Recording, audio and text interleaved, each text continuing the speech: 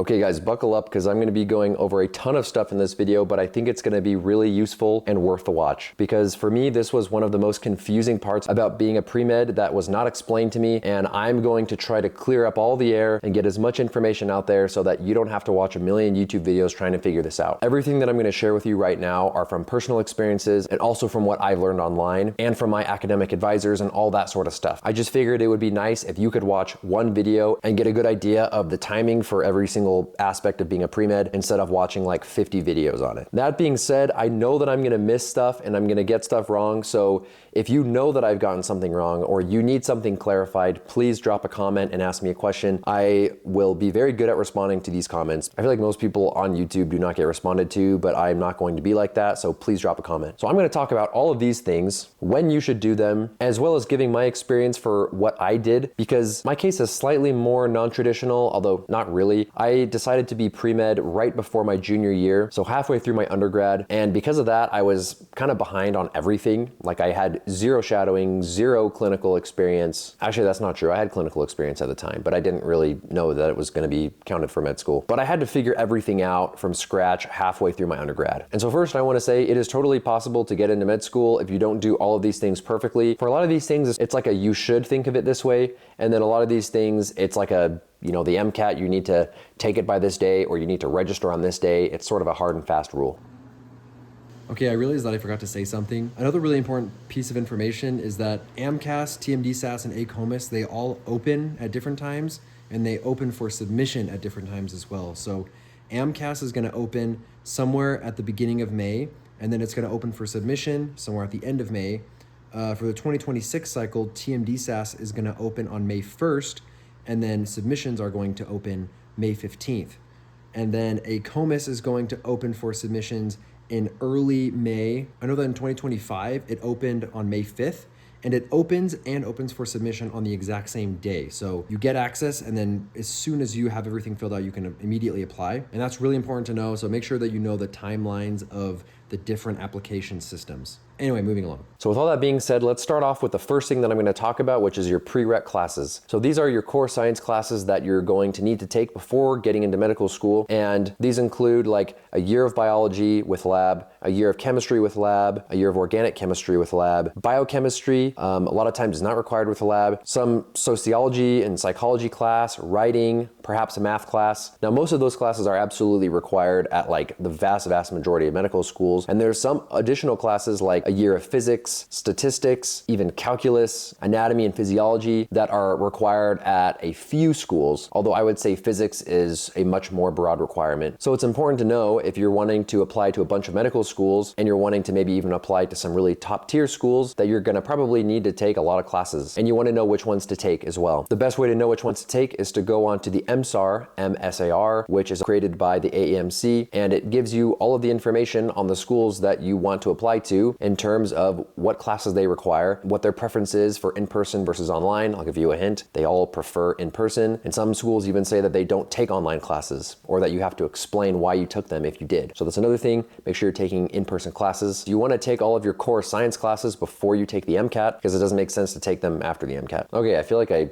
got everything there. Let's move on to the second thing, which is volunteering. Now, the way I want you to think about volunteering is as something that's continuous and not something that's just a number of hours that you need. You need some sort of good ballpark hours for volunteering. I would say like minimum 200 or around 200. Get as much as you can, but what's more important is that you're showing a prolonged interest in that thing. And if you have multiple different volunteer experiences, which I would recommend, I would also try to connect those together to say, hey, look, I'm not just kind of doing random volunteer stuff, but try to have a reason that you're volunteering at these places. Maybe you have a specific interest in diabetes or in refugee work or in children. Try to volunteer in places that you can use those skills and that interest of yours to make that impact, and then talk about that on your application. So to sum it all up, for volunteering, try to start as early as you can and continue to volunteer even after you apply. Because once you apply, you'll have about a year until you actually start medical school when you get in, which means that you have a year that you can keep volunteering. You really want to keep doing that because you'll have interviews and they could ask you, you know, what have you been doing? And it would be awesome if you could say, hey, hey, I'm still volunteering in this capacity. That looks really, really good. And it shows that you're not just sort of checking off the boxes. Now, moving on to shadowing, you're gonna need a really similar mindset, which is to do things over a prolonged period of time. So if you can, start as early as you can. I know there's gonna be seasons where you can't volunteer or you can't shadow because you're really grinding, studying for the MCAT, and that's totally fine.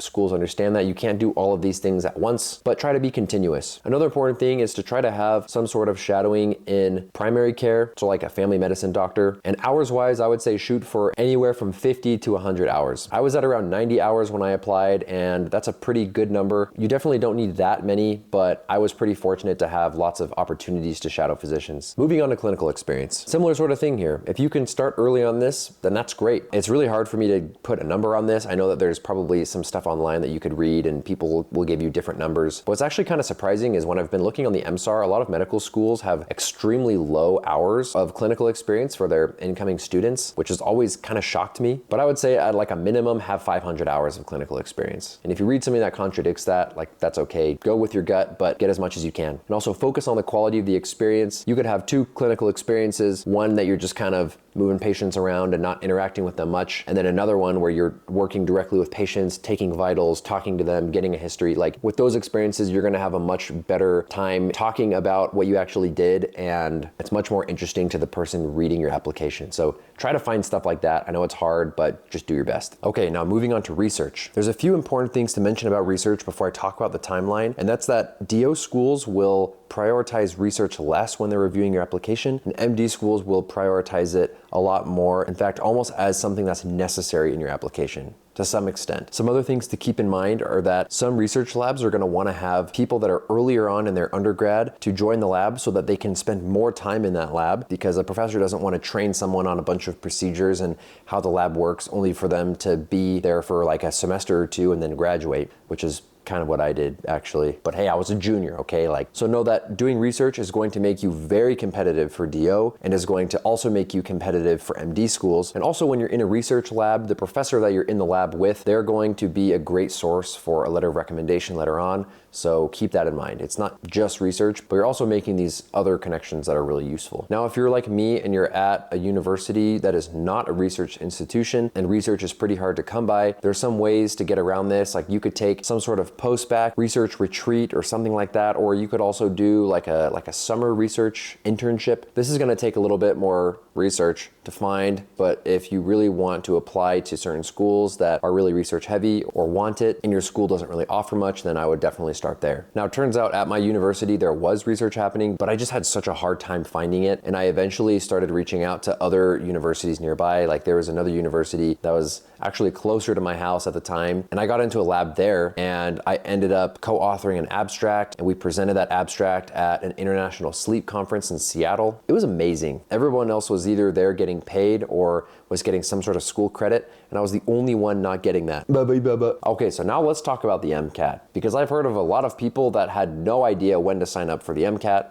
And thankfully I had people tell me, hey, you're gonna take the MCAT during this time? Well, then you need to sign up like 5 months early. So for example, I took the MCAT May 10th, but I had to sign up for it on like October 15th or something like that. So if you're taking the MCAT from like January to June, then you need to sign up for it the October prior. And if you're taking the MCAT July to September, you need to sign up for it in about February is what I think. But I didn't do that, so I'm not absolutely positive on that. Bottom line, make sure you look this up well in advance, like a year before you take the MCAT. Make sure you know exactly when you need to sign up to take it. And then you might think that you can just waltz in online and just take the MCAT and it's this easy. No, wrong. That would be too simple. It's basically like you're getting Fandango tickets to a Taylor Swift concert that's sold out in like 5 minutes. That's basically what signing up to take the MCAT is. Prior to paying for your day to take the test, you need to go make an AMC account, because before you register for a date, you need to have a bunch of information in the system already. So it's best to have all that information so that when it comes time to just get into the virtual queue, you're literally in a virtual line for like an hour plus sometimes. At least I was in there for about 45 minutes. I was in my OChem class and my professor was lecturing, but I couldn't pay attention to what she was saying because I had to be in line to get my MCAT date. And know that if you're in a big city, these dates for these specific locations fill up really, really fast because you have specific testing centers that you have to take it at, and there's only a fixed number of slots to take the exam, and so you want to be first in line. So have your login stuff ready, know the day that you need to get on and find your date and pay for it. And then also know that if you need to, for some reason, change your date later on, you can. It just will cost like a fee. It might be like $100 or so. Okay, so that's when to register for the MCAT. But what are the pros and cons of the actual times of taking it? Well, I'm so glad you asked, because I took mine in May, like I said, and I applied like 18 days after I took the MCAT, which I would not recommend. It's totally doable, but it is not doable if you want to be a sane person. The reason I say that is because I was studying for the MCAT, which is basically a full-time job, and I had a part-time job, and my wife was pregnant, and I had a toddler running around, and I was working. I already said that. And I was writing all of my essays and my personal statement and editing them and getting all of the other parts of my application together, like my letters of rec and stuff like that. So what I would recommend is take the MCAT in like January, February, March, sometime in there, so that you can take it, get your score back well before you need to submit your application, so that if you need to retake it, you can. And then also that gives you like 3 months of MCAT-free brain space to do everything else. I cannot stress how important this is, and I wish I would have been in a position to do this, but frankly, my timeline, like I thought of every single thing that I could have done to avoid doing that, and that was the only way that it could be done. I just had to basically suffer for like 6 months and then it was over, but it sucked. So just know that if that's you and you have to do that, you'll get through it, and it might just suck. Take lots of breaks, be nice to yourself, drink like a Diet Coke every once in a while, go get a massage or something, and eat some cake. But you really don't want to pile up the MCAT and applying at the same time. That's why most people will take the MCAT like the summer between their junior and senior year, and then they'll apply months and months later the next year, so that they totally avoid this whole fiasco. But there are pros and cons to everything. For example, if you take it at the end of summer between your junior and senior year, that means that you can no longer do pretty much anything else that summer, because you need those months to get a really good MCAT score. And maybe you're an incredibly gifted person and you can do all that stuff at once, and I applaud you for that. But that was not me. Okay, and another thing, I can't believe I haven't said this yet. It takes a month for your MCAT score to get back to you. So after I took the exam on May 10th, I got my score back on June 10th. That means that you want to take the MCAT at a time so that when you get your score back, you ideally have not applied yet, because you don't want to take the MCAT and then have to apply really fast as soon as you can, because that's when you should apply. You should apply as soon as you can, and then not have your MCAT score back, and then you get it back and it's really bad, and then, oh shoot, I've just applied to a million schools. Well, there's actually a workaround to that, which I did because I was in that position. Because I took the MCAT and then I applied 2 weeks after I took the MCAT, and then got my score back 2 weeks after that. Now here's the catch. When you apply to medical school, your application takes 1 month to verify, sort of like the MCAT. That means that there's this lull period where nothing is really happening. Your application is being verified. It's being checked with your transcripts. Here's the workaround. You apply to one school. Just apply to one school as early as you possibly can, which means that you will get verified as soon as possible to that one school, so that if you decide to apply that cycle, if you get a good MCAT score, you can add all of your other schools on right after you get that good score, and it won't affect your pacing or your timeline at all. It's as if you applied to all those schools at once. The reason you want to apply to one school only is if you get a bad MCAT score and you decide to apply the next year, you don't want to be a re-applicant to all of the schools that you applied to. Reapplying to medical school is just another thing that you have to explain. You have to explain why you reapplied, how you've learned from it. You just want to avoid that in general. So that's what I did. I took the MCAT, I applied about 2 weeks later, waiting for my score, and I applied to one school. It was like a school in Florida. Like, this was a school that I was not interested in going to, but I applied there just to get verified. And then once I got my good MCAT score, I applied to the rest of my schools, and because I was already in the verification process, I didn't have to get verified for all of those other schools because I was already in the process of getting verified. So there's the workaround. But if you don't have to do that, I wouldn't do it, because it's just more unnecessary stress. This is also a really good time to set up your medical school email. So basically like the email that all of your medical school updates are going to be sent to, your secondaries and interview invites and anything related to medical school. I would make that email and then register for the MCAT using that email so that everything medically related can go to that one place. Now, if I could have chosen a time to take the MCAT, I probably would have taken it in like January or February, because that would have allowed me a lot more time to put more effort into my essays. I had some friends that did it that way, and it seemed like they were a lot less stressed than I was during that time. But then the caveat is that you're studying through Christmas break and the holidays. So if you don't want to do that, then pick a timeline that works better for you. A lot of people will also wonder how much time they need to study for the MCAT. I don't think it's a sort of month thing. I think it's more of an hour thing. So if you can get like 500 hours of studying in 3 months, then that's great, do that. If you can get 500 hours of studying in 6 months, then that's great, do that. I studied from January to May, treating it sort of like a part-time job. So if you have a lot of time to study for the MCAT, like if you can devote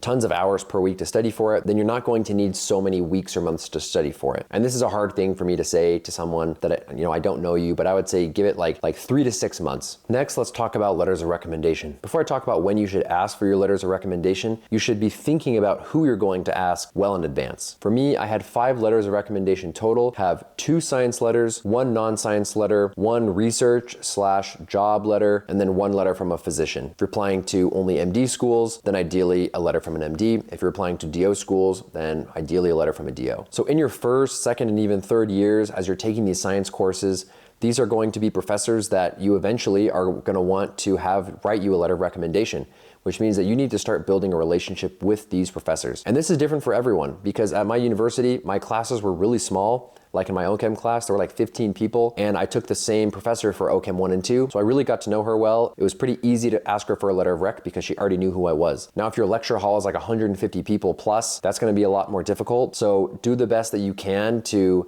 get in contact with that professor. If you're like, I really want this person to write me a letter of rec, go to their office hours, try to TA for them, try to establish rapport and a connection with the professor so that you can have a good reason and a good shot at getting an excellent letter of recommendation from them. Now, when you ask for your letter of recommendation, and I will go over this in another video talking all about letters of recommendation, I had all of my information in like this manila folder where I had my personal statement in there for them to read. It was like a first draft of it. I had some memorable experiences that I had in that class, the grade that I got in that class, what I enjoyed about the class, as well as some bullet points of things that I would want for them to write about in their letter that they could choose from. A lot of professors kind of prefer this because it's hard for them to remember everything that they've ever done for all their students. I started asking for my letters in January well in advance, and the way I would do it is I would try to have an in-person meeting with the professor or the doctor that I was asking to write me a letter of rec, and I would give them the folder, and in the folder it would have all the information that I already told you, as well as instructions on where and how to submit. I would also send them an email with a link so that they could really easily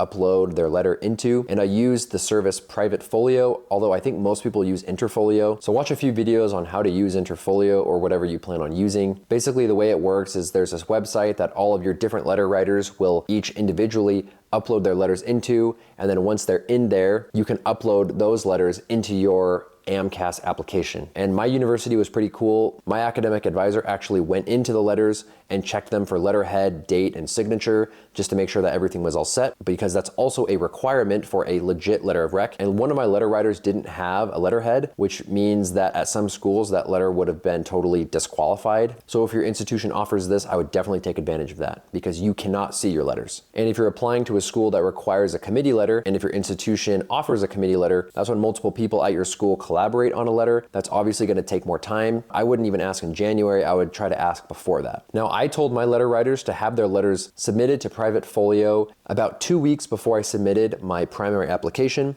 and I submitted my application the day after it opened for submission, which was May 28th. Now, technically, the very, very latest that you could have a letter submitted is right before your application gets verified, because your letters of recommendation are not actually looked at in your primary application, it's part of your secondary application. But because there's so many moving parts and you're having 5 people independently write you things, you wanna have it done as soon as possible. That's why I gave myself like a month and a half wiggle room, just so that if one of my writers had something come up and they couldn't write it during that time frame. Next, let's talk about the beloved personal statement. So like I said, I started asking for my letters of rec in January, which means that I had to have a draft of my personal statement ready, because one of my letter writers actually asked me for it. She was like, give me a personal statement. And I was like, well, I was just about to write that, so that's good. So I would try to get a rough draft done in like December or early January if you can, so that you can give it to your letter writers. And you're going to go through a ton of drafts for your letter, because at some schools, that's gonna be the very first thing that they look at. We've got this little guy with us now. He's just gonna be vibing with us. Once you have your first draft of your personal statement,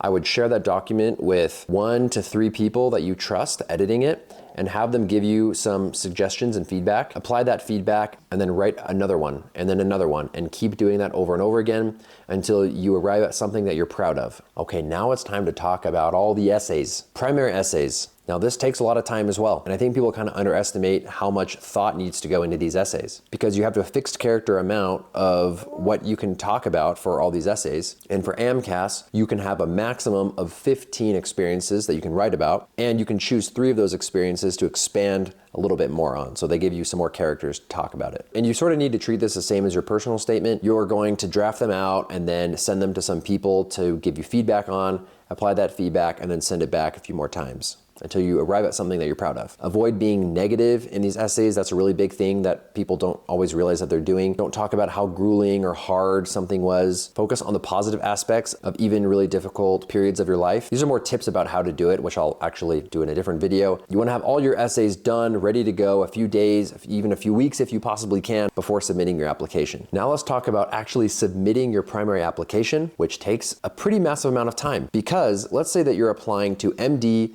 DO, and TMD SAS. That means that you are going to have to do the same process 3 times. And for each of your essays, the different application systems have different character count requirements.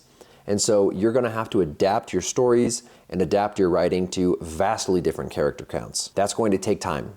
So give yourself ample time. So basically for each experience, you're writing 3 essays, and the character count for the personal statement is different as well. You also have to manually input your transcript into each of these different application systems, which takes a lot of time. I would recommend doing that as soon as you possibly can. Early May, it'll open up for filling it out, and then it will eventually open up a few weeks later, late May, to submit it. So when it's open to fill out, then go in there and put in all of your information so that you can have everything done and just have your essays to put in.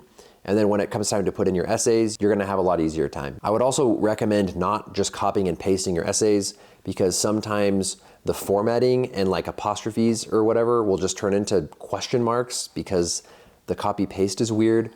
You know, they might fix this in the upcoming years, but for now I would type them out word for word. And then once you're done with it, copy what you have in AMCAS or TMDSCS or ACOMAS, put it into like ChatGPT or Grammarly or whatever, have them check it for spelling, and then go edit it that way. Because I had a few spelling mistakes that I didn't do that on, and I submitted my application with a few spelling errors. So don't do that.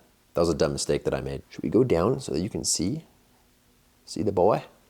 There you go. Now, one of the most important pieces of timing is apply absolutely as early as you can. This is one of the best ways to compensate for low MCAT, low GPA, mid experiences. One of the best things that you can do is just to be ready to submit your application and just go for it. So in 2025, the application opened for submission on May 27th. I submitted May 28th. That was totally fine. There are some people that apply a week or 3 weeks or 4 weeks or 2 months too late. Try to apply within that first month of it opening, a month at the very latest. Apply as early as you can. I cannot stress this enough. And then, like I said, once you apply, you will have a period of waiting while your application gets verified. And in that period of waiting, you need to be pre-writing your secondary essays, because what will happen is once you are verified at the 20 or 30 or 40 schools that you applied to, you will start getting waves of essays that these schools want you to write. They're called secondary essays. And you could be writing anywhere from like 1 to 6 essays per school. And for perspective, I have a 90-page Google Doc of all of the essays that I wrote for all the different medical schools that I applied to. So you're going to be doing a lot of writing. That's why it's important to do what's called pre-writing. So during the verification period, when you've taken the MCAT, you've submitted your application, take like a day or 2 to celebrate and just don't do anything. And then start pre-writing. So look up online what the general themes of essays are, and then start bullet pointing what you could write for those themes. For example, a lot of schools will ask you about a time that you faced a hardship in your life, how you overcame that hardship, what you learned from it. Write a bunch of bullet points of things you could talk about, and then have somebody that you trust look over those things and be like, that's an interesting thing. I want you to write about this more. Write an essay on that, polish it up, and then when it comes time for you to actually start writing your secondaries, you're gonna have a ton of different ideas that you can really easily adapt and apply to these secondary prompts. It also takes some time to do research specific to the schools that you're applying to, so that in your essays you can come off as knowledgeable on that school and their programs and why you're a good fit for them. You want to make it so that every essay you couldn't just copy and paste to another school. Make it so that it's unique to that school and they know that you wrote that essay specifically for them because you're interested in them. Treat every school like your girlfriend. You got to be interested in them. And when you receive a secondary, submit that secondary to that school within 2 weeks of when you received it. For some schools, that's a hard and fast rule. They'll tell you in their secondary email, you need to submit this by this date. Other schools, Won't say it, but still submit it within 2 weeks. Also, I really hope his sounds are not too loud on the mic. Another important thing to do is to make your school list. And like I said, you can make your school list by using the MSAR or the MSAR, $28 per year. And it has every bit of information that you could possibly want. This is where you can compare your MCAT and your GPA, as well as your extracurriculars, to the schools that you're applying to and see where you kind of fit in with. Know that if you're applying to public schools that are in a different state, they're going to favor in-state applicants much more than you. But also there's some pretty good resources online that break down sort of the in-state versus out-of-state acceptances at a bunch of different schools for previous years, and those are really good to look at as well. I applied to a lot of schools based off of those numbers. Once you're done with all of your secondaries, I would recommend starting to prepare for interviews. This was really hard for me to do mentally, but it really kicked in when I got my first interview and I realized like I have to be prepared for this thing. But practice mock interviews with people, give them like a list of questions to ask you, and then answer those questions and ask them for feedback. Watch a bunch of YouTube videos on it. There's a lot of great mock interviews on YouTube that you can watch. You can also send update letters to schools that you applied to, even schools that you haven't received interviews to, just to show those schools that you're still interested in them and that you want them to know what you've been up to. So if you started a new volunteer gig, or you said you were going to do something on your primary application in the future, but you ended up not doing that thing, tell that school what's going on, and that will show them that you're still thinking of them. Okay, and that's sort of everything I have. I'm going to try to do a really quick recap right now, just so that we can make sure we didn't miss anything. So the most important thing to know is know when your application needs to be submitted. So it's going to be sometime in late May, and then have everything ready beforehand. You need to have taken your MCAT and received your score back ideally before that time. And if you haven't received your score back yet, know how you can do the one application verification thing so that you can play it safe and just in case you need to reapply next year. Know when you need to register for the MCAT. Know how much it costs to do everything. You need to have anywhere from $5,000 to $8,000 or $9,000 in your bank account just to do this whole process. Make sure for activities like volunteering and shadowing, you're doing them continuously over multiple years and that those activities make sense to you and they're things that you're passionate about. Same thing goes for clinical experience. Give your letter writers ample time to write their letters and to make them good. Be very clear about their instructions and put your best foot forward and send them thank you letters for writing you a letter. Start drafting your personal statement in December or January, as well as your essays, and make it easier on yourself. Put a bunch of bullet points for things that you could put in your personal statement or your essays, and then have some people look over your essays and give you feedback. Apply that feedback and go back and forth with them until you have a polished product. After you submit your application as early as you possibly can, celebrate for a day or two, and then start pre-writing your secondary essays. You can look up last year's secondary essays for literally any school that you're applying to and start pre-writing those essays that way as well. Submit all of your secondaries within the 2-week window, and then when you hopefully start getting interview invites, start to prep for those interviews. Send update letters to the schools that you're really interested in, and you can even send letters of intent to schools that you've interviewed at, basically meaning that if they give you an acceptance, you will absolutely, without a doubt, 100% go there. So you guys tell me, did I get everything? Did I miss anything? I know there's probably things that I forgot to talk about, but I tried to just kind of word vomit everything I could think of on a Google Doc, and that's where we're at. If you have any questions, please don't forget to comment on this video, and até o próximo vídeo.